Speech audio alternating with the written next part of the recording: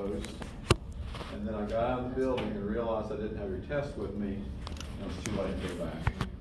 But if you want your exam, you can come with me to the office afterwards and I'll give it to you. If you don't want your exam, just keep it. How's that sound? Pretty good? Awesome. Is our final one here going to be cumulative? It is going to be sort of cumulative. It's going to be cumulative, but I'm going to give you a guide to point you in the right direction so that you don't have to go back and try to learn everything. I mean, not that you don't already know all the stuff, so it shouldn't be a problem because you guys know it already. But yes, it'll cover things from all the semester. Yeah. Do you have any idea when the next exam will be? I have some idea. What do you think it should be? Tuesday before Thanksgiving. Tuesday before Thanksgiving. Unless you were going to cancel class that day. No, I'm still good with taking it that day. I'm not going to cancel All right. class that day. That's good then. It's because then you have this day. Tuesday before Thanksgiving, and then the next week is the last week of class. Yeah. Let's do Tuesday before Thanksgiving. Riley, your expression told me that it's something. You can talk to me later. I guess it didn't really tell me anything. It just told me that you had something. Okay, Tuesday before Thanksgiving is what it is. Everybody good? All right. Okay, so I think this is where we left off, talking about vision. And we've covered just the basics of the eye. And then when we left off, I was talking about rods. And so the main idea with the rods is, so you've got two different types of sensory cells in the retina, so the retina is where the sensory cells are going to be. The rods are cells that will be stimulated no matter what type of light it is. And so we kind of talked about that. That kind of translates into what we would describe as black and white vision, because without being able to distinguish different wavelengths of light, you have no input in terms of contrast. I guess that's the main thing here. So there are some species that have a high proportion of rods just because they are not in environments that have a lot of variability in the type of light. And so you would expect them to not have very sensitive eyes in that respect. And so a higher proportion of them are rods, and because being able to sense light is going to be important in some manner.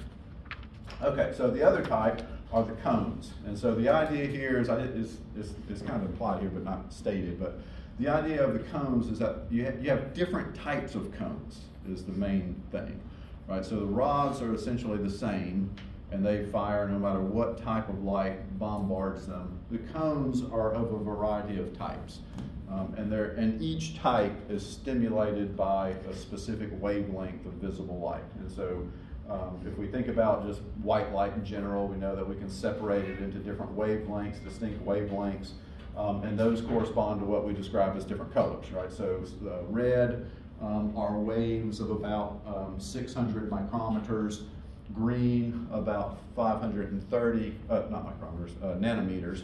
530 nanometers would be the length of the waves that these photons, bombard everything, including the retina, right, which is what we're describing here. Then you've got blues that are around 460 nanometers, and ultraviolet, which is 380 nanometers. So one of the things I kind of wanted to show from this is that you've got different wavelengths of light that are bombarding the Earth from solar energy, and that those wavelengths correspond to energy. And so generally speaking, the shorter the wavelength, not so much for ultraviolet, but the shorter the wavelength, the more energy is carried in that. And basically, you can imagine that, right? So if you're out in the ocean and you're seeing waves like that, that's a different level of concern if you're in the ocean and you see wavelengths like that, right? So the wavelength here is long, energy is relatively low. The wavelength here is shorter, but the energy in each wave is much higher. And so that corresponds to how deeply these wavelengths penetrate into a water column, essentially. Okay, and so as you can see, you've got the longer wavelengths are going to have less energy, so they penetrate not as deeply compared to something like blue, which has relatively short wavelengths, high energy, they're going to penetrate more deeply.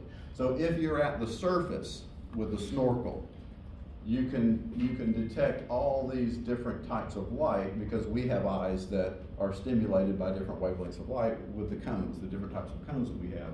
But as you dive deeper, you don't get greens or reds anymore, so your eyes won't be able to perceive them because they're not there, because they've been scattered and absorbed by materials in the water column. The only time you would, if you're thinking about like photographs of coral reefs and stuff, you can go down pretty deep and get a nice colorful photograph, but you have to take with you the light, right, the flash. And so you see the flash, and that's the components of that would be all these, and you're going to get some reflection from that. So the amount of the type of light really depends on how deeply you are in the water, or how deep you are in the water column. And so that corresponds to the types of cones that these animals have in their retina, right? So in other words, the different types of cones are correlated with the quality of light that is typical for the habits of these animals, right? So if we're talking about animals that mostly live at the surface of the water column, you would expect to find all the different types of cones because all the wavelengths of light are going to penetrate a very short distance in the water column.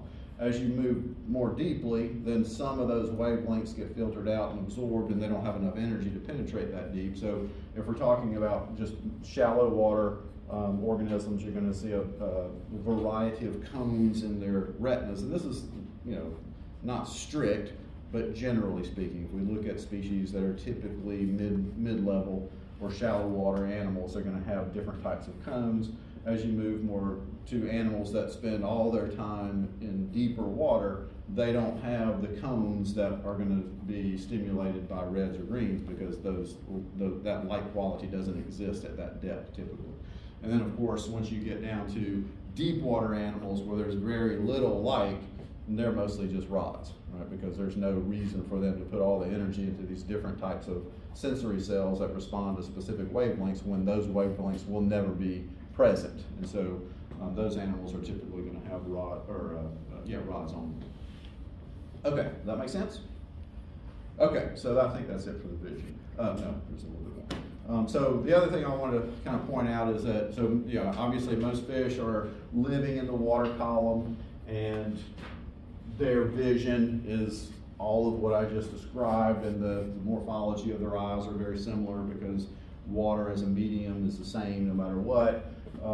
There's some variability in the sensory cells, of course, related to depth, but there are some cases where fishes have some unusual characteristics because they were using vision in different environments. And so in some cases that means seeing into the air, right? And so air and water are different in terms of how light passes through those two media, so you have to have some accommodations for that if you're going to look through air as opposed to water. And so some examples of that would include this guy, the mud skipper. So this is a type of a goby.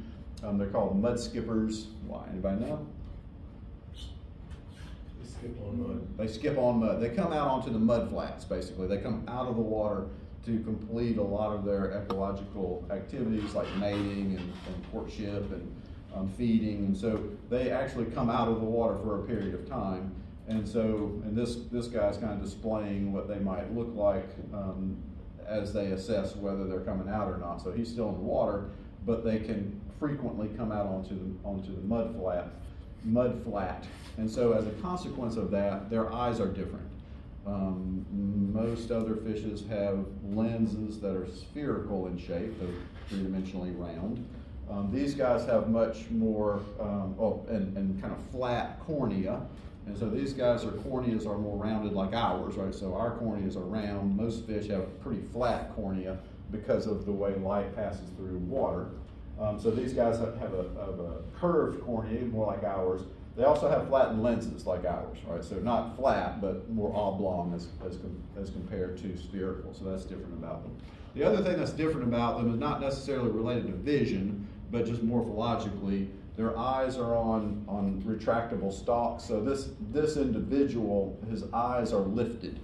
And then when they're in the water, they can rest their eyes closer to the head. And so for these animals, that's a pretty good characteristic because they spend a lot of their time like this, right? So they're in the water, but their eyes are out. And so to be able to move the eyes up and down is great because these animals also, they're fish, right? So they're getting their oxygen from where? Water. From the water via the gills. And so the gills are typically underwater, but they can stick their eyes up and see what's going on and still be able to ventilate the gills. Of course, when they come out all the way out of the water, they can't do that. But they're also absorbing some oxygen through the skin. So, and they're not out for extended periods of time. But having eyes on retractable stalks would be helpful in this particular posture. And this is just a picture of them doing what they do. So this is a male. So the male's on the left, female's on the right, and the male's courting. And so, and the idea, of course, is the longer they can stay out, the better. And so what are some advantages of coming out onto the mud flat, would you guess? Why would a fish do that? That's dumb if you're a fish.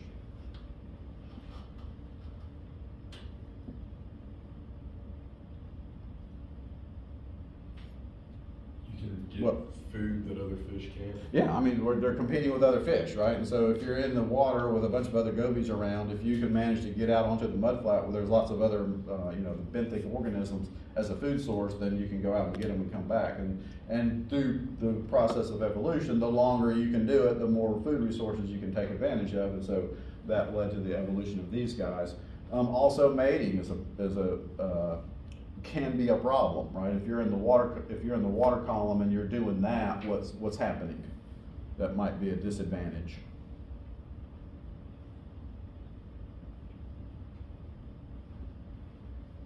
Again, think of where do fish normally do this? They're courting. Males doing all kind of crazy stuff, females responding to that, like lifting up the fins, flashing them, wiggling them, doing push-ups, opening up the mouth. And so where does that normally take place? In the water. In the water column, right? And so what are some disadvantages of doing that? If you're a fish in the water column. Give yourself away to predators. Yeah, absolutely, right? You're hugely obvious in the environment. Most fish spend most of their time avoiding being obvious. And so during courtship, of course, the males are more susceptible to it. But if you're doing all these crazy things, you're drawing attention to yourself. And so and of course the main predators would be fish. And so let's move it out here and do it out here. So now we can get a little bit more elaborate with our courtship. And so of course the disadvantages would be what? You can't breathe. They're fish, right? And they're fish out of water, no good. So that's the disadvantage. And of course they go back and forth.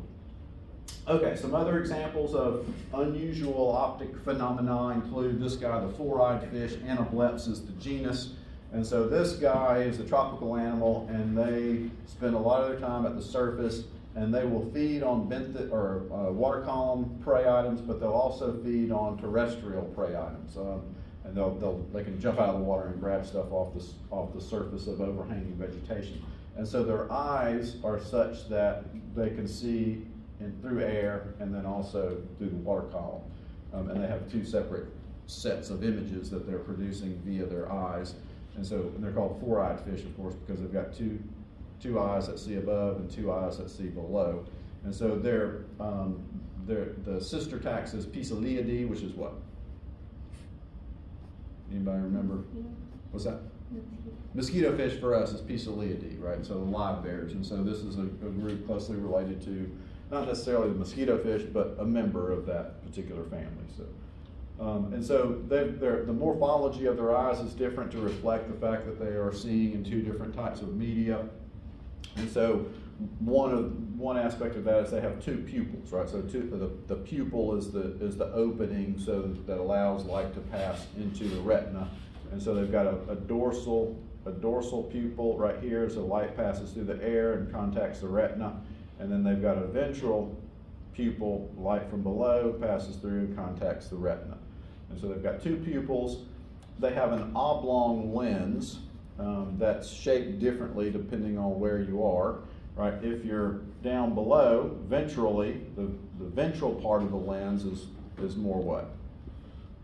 Would you guess? Thicker? Flat, Thicker, huh? flat, Not flat, opposite of flat. round. Roundier, right? Most fish that are seen through water have a round lens. Animals that see through air have a flattened lens. And so if we're looking at the lens from on the bottom surface, the light that is going through the lens there is from through the water column. So that part of it's going to be rounder or more spherical. The dorsal part of the lens is receiving light from through the air, and so that part's going to be flatter. And so, but it's only one lens, and so it's kind of got an odd oblong type shape to it. And that's to accommodate how light moves through air and water. So they've got, so I said, flattened dorsally and rounded more ventrally. And then they also have a divided retina, so two separate retinas essentially. And so this is the dorsal retina, and this is the ventral retina. The ventral retina receives light through the air, the dorsal retina receives light through the water. Same type of sensory cells, so rods and cones, and they see color pretty well. They're living in shallow water environments, and so you would expect that. And so these guys are essentially forming two separate images. What they see is above, and they also see a separate image from down below.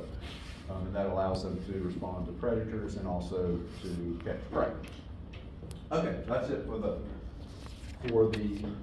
vision. Does anybody have any questions about vision? Okay, then let's move on to electroreception. Okay, so the last sensory system that I'll talk about is electroreception and the production of electrical current. And so two separate things really, but with obviously some things in common. We're talking about the ability to pick up electrical signals, and that's electroreception. And then we're also talking about some animals can actually produce electrical signal, and that's called electrogenesis.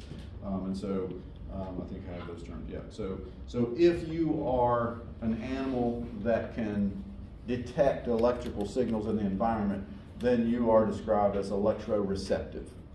If you're an animal that can produce electrical current, and there are many that can, then you are electrogenic, right? So the word for being able to produce electrical current is electrogenesis or electroreception.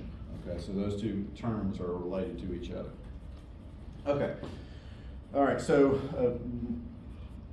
there are lots of species that have either electroreception or electrogenesis, but they're not necessarily related to each other. So it's evolved independently in several different groups. What's that term called when the similar things evolve in unrelated groups? What? The convergent evolution. Convergent evolution, right? So these different groups unrelated to each other develop this ability to do things that are the same, have the same basic function. Okay, and so some examples of those would be the gymnotids, the knifefish. These are pretty popular aquarium species. Typically, they like to, in their normal habitat, they like places that have a lot of thick vegetation, and so they're often hiding during the day. In aquarium shops, they'll put a tube or something in there. Sometimes it's plexiglass so you can see them, and they go in the tube to hide, not knowing that everybody can see them. Another group is the Mormyridae. These are the elephant fish. Of course, they're called that because of the relatively long proboscis-like snout that they use to probe in the sediment, and because they are electroreceptive, can pick up electrical signals from potential prey items. And then sharks and rays, ratfishes have the ability to pick up on electrical current, and they take different morphological aspects, but this is the snout of a shark, obviously, and these little openings. Those are structures that are specific to picking up electrical currents. For the ratfish, they have these kind of elaborate canal-like structures that do the same thing. The cells are very similar, but they're responding to electrical current in the water column. Some others that are a little bit less notable include salmonids, so they have the ability to pick up electrical current, and they use that during migration patterns, and so that's a fairly important mechanism for them, or sensory system for them. And then there's some others like the Acipenseridae, which are what? Come on, Caitlin, tell me what an Acipenseridae is. What do you mean you don't know? Yeah, I don't know. know. What do you think? I'm in theology class or something? Anybody? Sturgeons, yeah. You probably would have known if I hadn't specifically called you out. Yeah, Probably. yeah. So Acipenseridae are the sturgeons, and mostly they're using that to navigate the environment, picking up electrical signals. Okay, so if you just kind of think about the functions of these different components, types of systems, one of the main benefits of that is that many of them are going to use electrical reception essentially to detect prey. Also predators, but more commonly these animals are searching the environment for electrical signals that are given off by muscular contraction of prey items. And so for a fish, and all animals really, or most animals, even if you're still giving off some electrical signaling through muscular movement, especially for fishes, right? So when a fish is, even if it's buried, why would it still be giving off signals from muscular movement? What does it have to do? Breathe. It has to open the branchial cavity, pull water in to get water across the gills, and so that's going to require quite a bit of muscular movement, even though it's not very obvious visually. That's sending out some signals, or electrical current is being released into the water column. And if you can pick that up, as this hammerhead shark can, or bonnethead shark, you've got kind of fairly broad area where you're receiving cues that are coming from the sediment. You can pretty accurately pinpoint where that predator or prey might be. Another main component of this is communication. This really only works with animals that are electroreceptive, but also electrogenic. And so they're producing electrical signals, and they're also receiving those same signals and interpreting what that means, right? So, and some of the ones that are more famous would be the elephant fish and the knifefish. They're using electrical cues or electrical signals to communicate with each other, as well as these other things. And then the other thing that electroreception mostly, and sometimes electrogenesis in combination, is used for navigation. And so that could be like the salmonids that are using electrical signal, the electrical field of the earth to find their way back to a stream, or it can be really specific, like within a small body of water, they're using it to navigate the environment because vision is not one of the things that they can use. Okay, let's see. And then for some, because the amount of energy that's produced is high enough, you can also use it in defense. And of course, this is an electric eel that has one of the highest electrogenesis capability of all of them, and that's enough to kill a person under the right circumstances. And so obviously that's going to be fairly important in defending them. Okay, so talk about electroreception. So there's different types of electroreceptors. There's ampullary receptors, and these are essentially what make up the sensory cells on a shark. So ampullae of Lorenzini are these types of receptors, and so all those little pores on the head are ampullary receptors that are specifically capable of responding to electrical signals.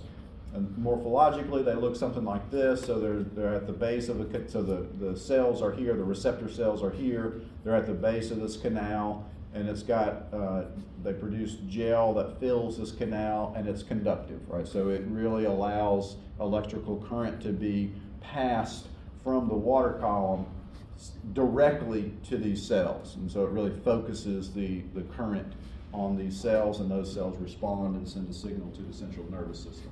These particular types of receptors are sensitive to low frequency electrical signals, either alternating current or direct current, doesn't matter. They will respond to those low frequency electrical signals. And that's primarily what's happening when animals are kind of at rest and they're producing electrical current from muscular movement, and so that gets, you know, that electrical current moves into the water column, and then they use these to direct that current onto the cells, and that allows them to pinpoint prey even if they're visually not detected. Okay, and another type of receptor are the tuberous receptors, and these are similarly structured. And so they're, of course, near the skin, but they don't have an opening, but they're in kind of a depression in the skin. They're not open to the environment, so they're a little bit different. They are more sensitive to the current that's produced by the electric organ discharge, right? So there's some that we'll talk about that have electrical organs, and they produce electrical signals, and that's what we're talking about when we say EOD, electric organ discharge. And so these are more sensitive to those, and they're going to be used more for communication. And so they're sensitive to high frequency electrical signals, particularly alternating current conversion. Right, so the idea is that animals that are using electroreception to find prey mostly have these. The other animals that are using it for communication will have these and these because they're responding to different types of signals. Okay, so those are the different types of receptors, and I guess this is going to be important later when we talk about navigating, and these animals that produce it and receive it are typically using these types of receptors to do that. And I'll kind of show that to you. Okay, so part of it is going to be related to moving around navigation, and mostly what I'm talking about are like in a specific body of water, not long-range migration patterns. That's going to be kind of electrical field of the earth type stuff. But when these animals are using electrogenesis and electroreception to navigate in an environment, they can do that because different objects in the environment have different conductivity. And so this illustration kind of illustrates the point here. So if an animal is moving around, this is a particular type of animal. These are elephant fish, and they have the capability of producing electrical current. So what's that called? Electrogenesis, right? So these animals have the capability of producing current through electrogenesis, and they can also receive electrical signals. And so this diagram kind of shows you the basic outcome of that, right? And so if the animal's moving around and they come across a structure like a rock, something that's inorganic, that doesn't have a lot of mineral content, it's not very conductive, right? And so as they're sending out the signal, they're creating a field around it. As that field comes in contact with this non-conductive object, then it is diverted around it, right? And so what that results in are these electroreceptive receptors on the skin are now cold, right? They're not being stimulated because there's no electrical current in the area. And so that's what we would call like a blind spot, right? So they can feel there's nothing happening right here. That means there's something there that's blocking my electrical signal. And so that would result in, you know, what happens when you have something like that. Okay, on the other hand, if you've got something that's living that is more conducive, then what's going to happen is the current is going to go through that more readily. And so you'll have a much more intense signaling of those receptors in this particular spot. And that would be called what we would describe as a hot spot. Right? So as these animals are moving around, they're sending out signals, and they're also receiving them because they have their receptors all over the skin. Different types of objects are going to result in a different pattern on those receptors, and they can, of course, interpret that, and that signal will be sent to the central nervous system, and so that these animals can pretty easily navigate through their environment. Okay, we can also use these electrogenesis and electroreception as a form of communication, and so generally speaking, the signals that are produced by these animals are species specific, which means one species does one thing, another species does something different. And so that allows animals to communicate with each other pretty easily. And so the things that are different about them, so they're variable in a lot of things. So frequency, so how closely the waves come together, that's the frequency. Amplitude is how strong the current is, and then pulse length is how long the waves last, right? And so different species have these things in different specific values. And so that's what we mean by species specific. And so, for example, if we look at these two species, and these are the kind of a description of the currents that they produce, you can see they're very different.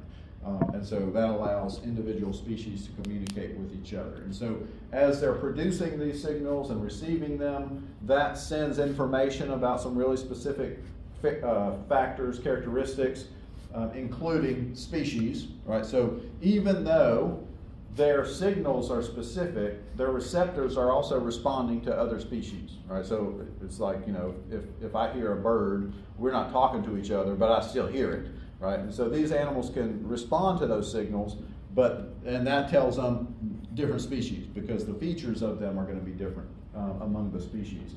It can also relay information about sex, and so that's obviously going to be important during courtship. So males are assessing individuals as they come across in the environment, determining if it's a male or female. If it's a male, then that's a different story than if it's a female. Reproductive state, right, whether they've already mated or whether they're mature, that kind of stuff. And then in some cases, individual identification. So an animal can tell if that is the same individual that I've seen before because the signals, and they can interpret them very specifically. In some of the animals that can do this, their reproductive strategies include dominance hierarchies. So one individual is dominant over the next, and sometimes that's linear, sometimes it's what's called despotic. So you've got a dominant individual, and then everybody else is subordinate. And so there's a lot of that kind of communication going on. And in some cases, like a male that's dominant might actually be able to send a signal that interrupts the signal of others that might be trying to use the signals to court a female.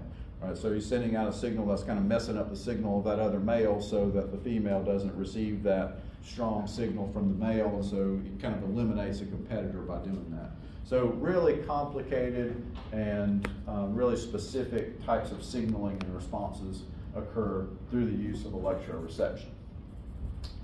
Then the other mechanism or the other function of electroreception, electrogenesis really, is defense. And so essentially what's happening is these animals are producing electrical current, and if you come in contact with them, then you will feel it. And some are more strong than others. And so just some examples here, the torpedo ray, 20 to 50 volts. And so the voltage is not necessarily that important, but the voltage is the power. And then, but the strength of the current is more amperage. But some of these can produce lots of power. And so that would include the torpedo ray. Electric catfish can produce up to 300 volts. And then we talked about it before, the electric eels up to 500 volts. And so for these guys, if the circumstances are right, there's enough amperage in the water to kill a person. And so you have to be pretty careful with these guys. This is another one. I have no idea how much or what the voltage is on their electric discharge organ. But I put it in here because I have some direct experience with this guy. This is a northern stargazer. When I was in college, I was in Georgia. We would go down to the coast and we would collect these guys every now and then. And I remember one time we had one in a bucket, and if you put your hand in there and you touch the top of his head, it would shock you, like noticeably shock you, like the backpack electrofisher kind of shocking you. So pretty strong, strong enough to feel it, but I've never really figured out how strong or how high the voltage is on these guys. But it was pretty fun. It says up to 50 volts. 50 volts, yeah, that's pretty good. It's a pretty good shock, yeah. So anyway, and that's pretty much it for the defense. So these guys are not necessarily receiving them, but they're producing electrical current as a form of defense. So if you grab onto it, obviously, if you send out a strong shock, then that's going to deter predators. Okay, anybody have any questions on that? Awesome. Okay, I finished a little early today. Let me see if I did finish early today. Let's see. Did finish early today, but no, I'm not. I'm just gonna wing it. You guys okay with winging it? Okay, then I'm gonna go ahead and start with the new stuff, and then I'm just gonna talk to you about that. We'll go old school. Just for the first part of it, we don't want to waste time. Okay, so that's the kind of the end of morphology, physiology, sensory systems and stuff. So the next part of it, the rest of the semester, is going to be about ecology. And unfortunately, we don't have a whole lot of time left in the semester, but we can at least talk about some of the good stuff. It's all good stuff. It's all good. Anyway, so mostly what we're going to be talking about is community ecology. And I will post the PowerPoints. I just didn't post them, and I don't have them with me. So, but this is pretty good talk stuff. So, community ecology is essentially how communities are structured. So what I'd like to do is ask you guys, what is a community? Think back to your ecology class. A group of individuals of different species. It could be a group of individuals of different species. Yeah, so a community really is different species doing what? Interacting with each other. And their environment. With each other and their environment. And so if they're interacting with each other, then they're in the same habitat, same place, right? So that's generally what community ecology is. So obviously, I mean, if you think about how all the organisms, all the species in a place are interacting with each other, that's pretty complex, right? There's a lot of potential interactions going on.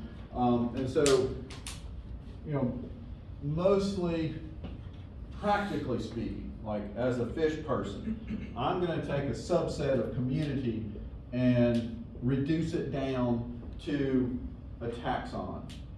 And of course, for me, the taxon would be, not really a taxon, but the group would be fish. So if I pulled fish out and just look at how they interact with each other in their environment, then now what I'm looking at is not a community, but an assemblage. And so I just wanted to make you familiar with those terms. A community or an assemblage is really how we practically address community ecology, because we can't ever, as an individual, know all the interactions with all the species with each other and all that. So we kind of break it down into subsets, basically. And so, but this is not interchangeable, but basically interchangeable with community. We're just talking about a smaller subset of organisms. So when I do the effects of stream restoration, that's on a fish assemblage, right? So I'm just looking at what happens when you restore a stream, what happens to the group of fish as we go through time. So that's one thing I wanted to talk about today. The other thing I wanted to talk about is kind of get an idea of what we mean by that. Like, so we're looking at characteristics of the assemblage, right? How will I know if stream restoration affects fish assemblage? How am I going to measure that? Guess I could turn the lights on. Oh my God, oh my goodness. The rods. And a little bit the cones, but mostly the rods. So like when I say I'm going to go out and look at the effects of stream restoration on fish assemblages, how am I going to know if there is an effect? Catherine knows. You can look at like community structure. Okay. That doesn't help me at all, Catherine. How am I going to measure community structure? That's just the same as saying it's I could look at the assemblage structure. Same word. You just use a different thing. Richness and diversity. Yeah, so there's aspects of this that we're actually going to measure, right? And so, I mean, you're absolutely right. That's what we're trying to do, the structure of the assemblage. But my question was, how do we measure the structure? And so there's some key elements to it. One of the primary elements is richness, which is what? How many different species you Yeah, just the number of species that we find in a place. So number of species, and it's a little bit more complicated than that, but that's essentially because this number is a little bit hard to compare just by looking at the number of species. It really kind of depends on how many individuals you found and that kind of stuff. So there's some mathematical approaches to getting a value that more realistically represents the number of species, but basically that's what we're talking about, species richness. And so, and the point here is you can have environment A and environment B. So this is restored, to use my specific example, and this is channelized. And so we're going to compare the two, right? And so the restored section has got 10 species, and the channelized section has 3 species. All right, so now my question is, are they different? Excluding statistical analysis, just are they different? Yes. So I would say the assemblage of a restored stream is different than the assemblage of a channelized stream based on species richness. Yeah, do you have a question? Oh, no. Okay. Okay, good. Now, my next question is this. Now I find we've got stored section has 10 species, channelized section has 10 species. Are they different? No. They could be The different. richness itself isn't, but other things. They might be different, right? So they could be extremely different, but the number of species is not, right? So we're trying to get some factors that measure assemblage structure and compare those things, right? So species richness is just one of them. In this case, they're exactly the same. What might be different would be what? What could be different between those two? Composition. The composition could be different.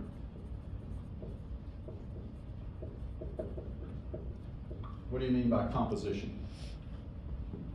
Like the type of different species. Yeah, who's there, right? So this 10, maybe let me make it 5. Let's just say it was 5. Want to?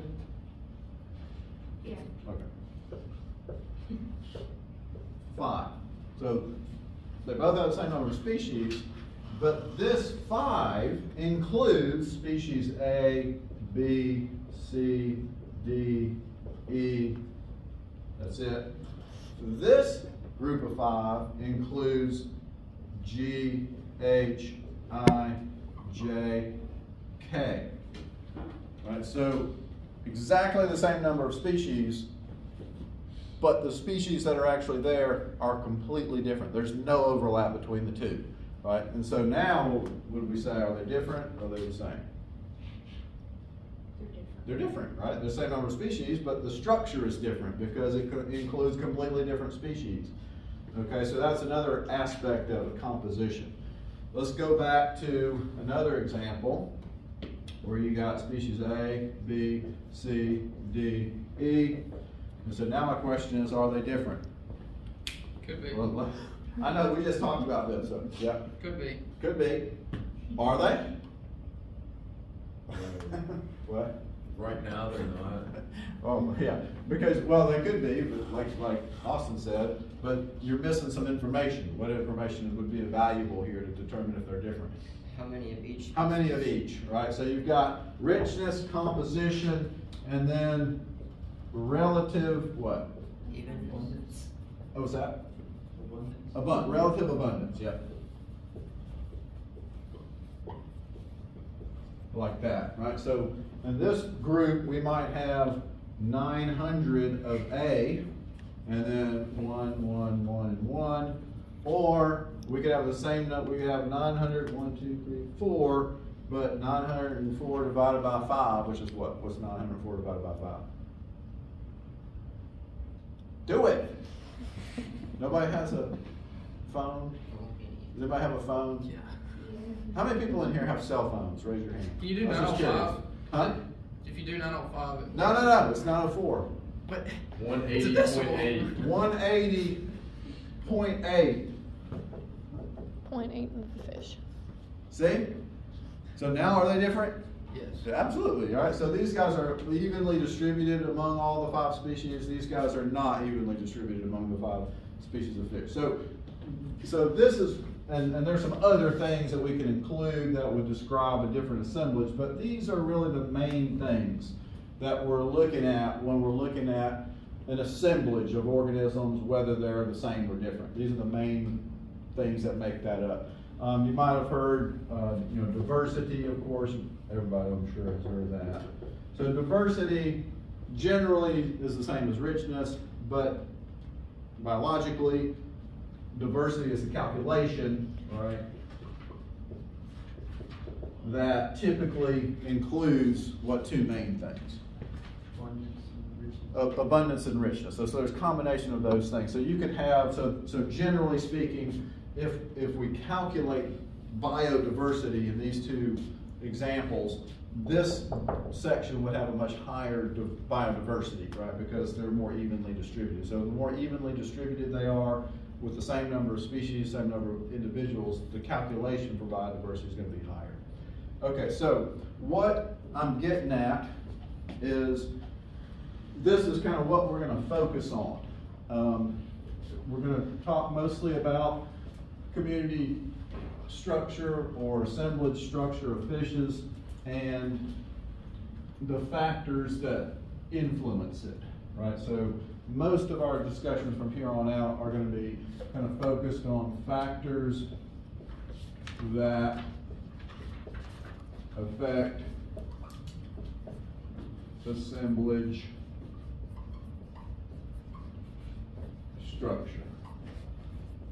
In other words, when you go to a stream, when you go to Mud Creek, why do you find what we found? That's kind of what we're going towards. And there's, of course, obviously a bunch of factors that lead to that, but I want everybody to kind of get a sense of what factors could play an important role in modifying or influencing the species assemblage. Make sense? All right, groovy.